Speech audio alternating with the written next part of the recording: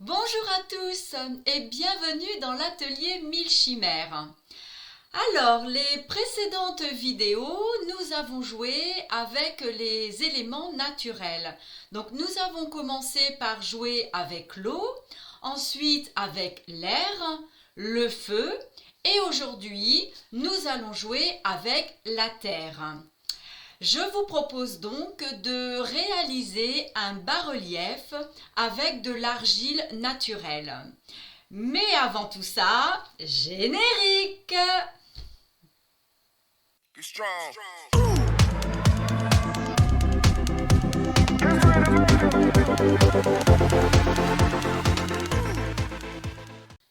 Alors, pour ce jeu avec la terre, eh bien, vous avez besoin d'une plaque de terre, puisque nous allons travailler avec ce qu'on appelle le bas-relief. On ne va pas faire de la sculpture en hauteur, on va plutôt faire de la sculpture à plat. Voilà. Donc, une plaque de terre. Essayez de faire en sorte que votre plaque soit assez épaisse, à peu près 0,5 mm à 1 cm, parce que sinon elle risque de casser, si elle est trop fine, elle risque de casser au séchage. Donc essayez de prévoyer au moins, voilà, vous voyez, 0,5 cm jusqu'à 1 cm d'épaisseur. Voilà. Ensuite, pour votre modèle de bas-relief, eh bien, je vous invite à aller sur Internet, rechercher un élément qui vous plaît, ou alors vous recherchez des modèles de bas-relief. Prenez quelque chose d'assez simple pour commencer.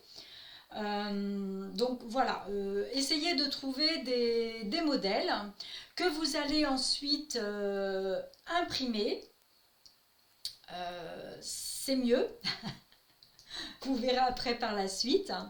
Et votre plaque, essayez de la faire au format A4, donc le format des feuilles que l'on met dans l'imprimante. Une fois que vous aurez trouvé votre modèle, vous allez tout simplement, alors il y a plusieurs procédés.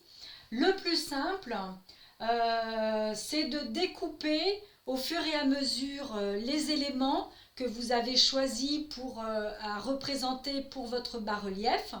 Vous découpez ces éléments, vous les mettez directement sur votre plaque et avec un ustensile, vous faites le tour de votre élément. D'accord? Et après, eh ben, vous sculptez cet élément-là avec la terre. Mais ça, vous verrez le procédé dans la vidéo. Donc voilà, c'est tout simple. L'autre procédé, bah, c'est de décalquer directement sur votre plaque. Mais bon, ça demande... bon, vous mettez votre feuille, en fait, vous mettez votre feuille sur votre plaque. Et puis, avec votre ustensile, eh bien, vous faites les contours de vos éléments sur votre feuille et vous allez voir qu'en retirant, eh bien, bon, vous appuyez, hein, et puis bah, ça fait un peu comme un calque. Vous savez, quand on note comme ça sur un bloc-notes, eh bien, ce qu'on a noté va s'imprimer sur la deuxième feuille. Eh bien, c'est exactement le même principe, le même procédé. Et puis, bah, pour ceux qui savent dessiner, qui se sentent en confiance pour dessiner, eh bien, je vous propose directement de reproduire votre modèle à main levée directement sur votre plaque. Voilà. Au niveau des ustensiles, prenez le plus simple parce qu'on va d'abord sculpter avec les mains. Hein, c'est ce qui est intéressant dans la terre. Et puis en plus, la terre, c'est quand même un matériau qui est vivant. Donc, qui dit vivant, il y a des énergies. C'est un matériau très riche en énergie. Donc voilà, de sculpter directement avec la terre, on est directement en phase avec les énergies de la terre. Les ustensiles, il vous faut différents pinceaux voilà, différentes grandeurs. Donc pour les éléments, mince, la caméra, j'étais un peu trop loin. Pour les éléments un peu plus grossiers, bon, on va utiliser un pinceau plus large. Et puis plus on va aller dans le détail et plus il nous faut des pinceaux un peu plus fins. Voilà. Ensuite, pour les détails, ça c'est pic à brochette que vous trouvez partout dans les grandes surfaces. Hein, et puis voilà, ça permet de lisser, de faire des trous, de faire des impressions. Voilà, c'est un bon outil. La fourchette, pareil, très, très pratique pour faire des impressions, des reliefs. Et puis la cuillère, hein, qui nous permet aussi de lisser, de sculpter, voilà, de faire des trous s'il y a besoin, voilà. De l'eau, très important l'eau, parce que vous allez voir que la terre, à force d'être modelée, d'être utilisée, d'être lissée, tout ça, elle perd un petit peu de son humidité. Donc parfois, c'est bien de pouvoir la réhumidifier pour pouvoir retravailler. Et pour le lissage, l'eau est très importante. Et puis quand on veut coller, parce que là en bas-relief, on va forcément coller, on va rajouter des éléments de terre. Et pour que notre terre adhère bien à notre plaque, eh bien, l'eau va avoir l'effet d'une colle. Donc très important pour pouvoir rajouter de la terre. Et puis un autre élément qui peut être utile, c'est aussi un petit spray rempli d'eau qui nous permet de temps en temps d'asperger notre bas-relief. Voilà, bien, je pense vous avoir tout dit. Donc, je vais vous laisser à votre création. À tout à l'heure.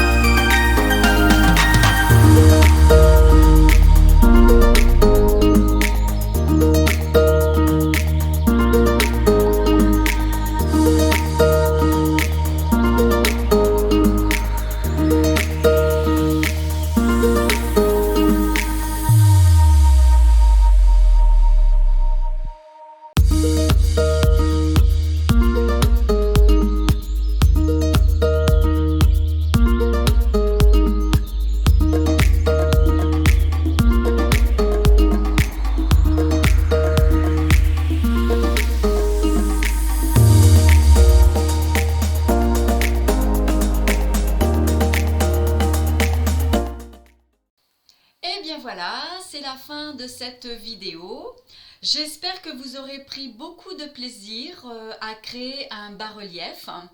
Alors, comme vous avez pu le constater, moi j'avais choisi de faire sur une grande plaque puisque je veux habiller un des murs qui est dans mes toilettes, qui sont dans mon...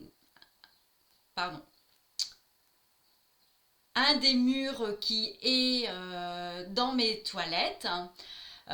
Donc voilà, j'ai fait un grand format, ce qui fait qu'il y a eu énormément d'heures de travail et du coup je n'ai pas pu tout filmer parce que sinon la vidéo aurait duré beaucoup trop longtemps. Par contre je vous ai mis quand même la version finale parce que j'ai corrigé également beaucoup d'erreurs que j'avais faites auparavant. Donc voilà.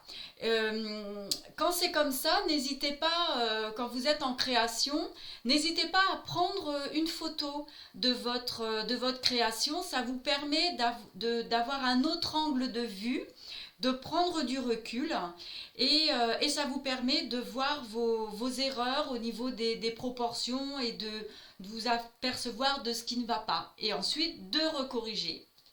Donc voilà. Par rapport à cette création, j'avais plusieurs petites choses à vous transmettre. Donc, j'ai fait mon petit pense-bête. Donc, la première chose, c'est que, comme moi, si vous avez choisi de faire un travail sur plusieurs heures, et que vous ne pouvez pas terminer en une journée, eh bien pensez tout simplement pour pas que votre argile sèche trop vite. Avant de terminer votre travail, vous pulvérisez un peu d'eau sur votre terre, recouvrez bien d'un plastique, donc entièrement, pour pas qu'il y ait d'air qui rentre, pour éviter que votre terre sèche et vous pouvez ainsi la retravailler le lendemain sans difficulté. Voilà. Moi, j'ai eu quelques difficultés au niveau du séchage. Alors ça peut arriver avec l'argile. Quand elle sèche, il peut y avoir des fissures qui se forment ou alors carrément une cassure au niveau de votre plaque. Ne paniquez pas, c'est pas grave. Il y a une technique toute simple qui permet de rattraper les fissures ou la cassure. C'est vous prenez tout simplement de l'argile, un morceau d'argile, vous le mettez à tremper dans de l'eau, vous allez diluer votre argile et ça va former ce qu'on appelle une barbotine. C'est une sorte d'argile qui est un peu crémeuse. Avec donc à cette argile là vous allez rajouter une cuillère à café de vinaigre blanc. Donc vous allez voir que ça va faire un petit peu une alchimie entre les deux, ça va mousser et en fait ça va former une espèce de colle qui va adhérer à votre argile et vous allez comme ça pouvoir combler les fissures ou colmater 2 morceaux de terre qui sont secs. Donc vous mettez un morceau de plâtre, enfin de cette barbotine sur un des morceaux cassés, vous mettez la barbotine sur l'autre morceau cassé, vous racolez les deux et ensuite vous lissez avec de la terre fraîche. Voilà, et ça va vraiment coller les deux parties. C'est une petite technique qui fonctionne bien. Ensuite, il faut bien poncer pour enlever ce que ça va donner une épaisseur.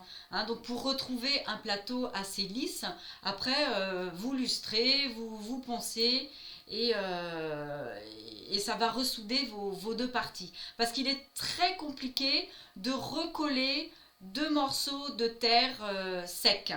À part avec cette technique, j'ai essayé la colle, j'ai essayé plein de procédés et en fait c'est très compliqué. Mais vraiment avec cette technique, ça fonctionne super bien. Donc je vous la recommande. Ensuite, pour ceux qui n'ont pas de four pour cuire votre création, donc moi c'est mon cas, je n'ai pas de four. Et tant que l'argile n'est pas cuite, elle est extrêmement fragile. Parce qu'il faut penser que l'argile, c'est en fait, comment vous expliquer? C'est rempli de plein de petites bulles d'air. Ce qui fait qu'au séchage, eh bien, ces petites bulles d'air restent, c'est des micro-bulles d'air qui restent à l'intérieur de votre terre. Et au moindre petit choc, eh bien, voilà, ces petites bulles d'air vont se fissurer, ce qui fait que votre plaque va casser, votre création va casser. Donc, pour rendre la sculpture solide sans four, il suffit de remplir ces petites bulles d'air par un procédé qui est de badigeonner votre terre avec de l'huile de lin. Mais il faut le faire, c'est des micro-bulles, donc voilà, il faut le faire sur 40 jours et tous les jours, il faut badigeonner sa terre comme ça avec de l'huile de lin. L'huile de lin va remplir vos petites bulles d'air et ça va compacter en fait votre terre et la rendre beaucoup plus solide. Donc pour ma part, c'est ce que je vais faire avec mon argile. Voilà. Sinon, vous avez un deuxième procédé qui est de mélanger de la colle à bois avec un petit peu d'eau. Et vous allez comme ça, un peu comme le principe du vernis. Donc vous allez passer une couche, donc il faudra 2 à 3 couches de colle à bois mélangée avec du vernis. Et ça va former comme un film protecteur sur votre argile, ce qui va éviter les rayures. Par la suite, voilà, elle sera beaucoup moins fragile. Après, elle reste, voilà, c'est une terre qui n'est pas cuite, reste quand même assez fragile. Mais bon, sinon, vous pouvez toujours utiliser de l'argile auto-durcissante, mais bon, c'est moins naturel. Et là, pour jouer avec les 4 éléments naturels de la nature, voilà, on n'a pas trop le choix que d'utiliser de l'argile naturelle. Mais bon, libre à vous après d'utiliser autre chose, hein. Moi, c'est que un conseil et après, vous en faites ce que vous voulez, bien évidemment. Autre chose aussi, pensez que l'argile est recyclable. Ne jetez pas votre argile. Même quand vous faites de la sculpture, vous allez toujours avoir des petits bouts d'argile qui, comme moi j'ai gratté, vous avez vu que j'ai gratté, j'ai formé des vagues. Bon, j'ai récupéré tous les morceaux que j'ai enlevés de ma terre, je les récupère, je les mets dans un récipient. Je réimbibe, une fois que c'est sec, je laisse ma terre sécher et ensuite je réimbibe avec de l'eau, j'emballe ma terre dans un plastique. Alors j'utilise moi des poches poubelles, donc j'enveloppe mon récipient rempli de terre avec cette poche plastique. Et voilà, la terre va se recharger en eau et elle va redevenir malléable. Donc surtout, ne jetez pas votre terre. Vous pouvez la réutiliser. Voilà, c'est quelque chose vraiment de formidable pour ça. Il n'y a pas de gaspillage, donc c'est important.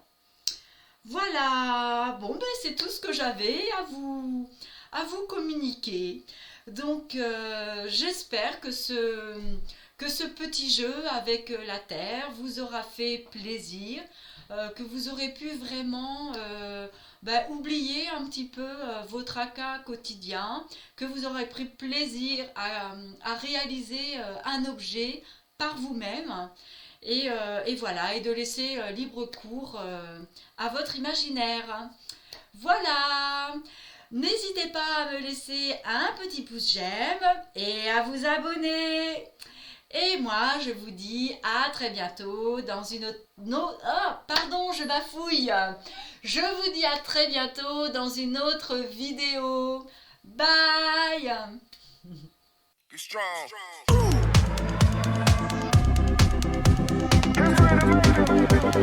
strong.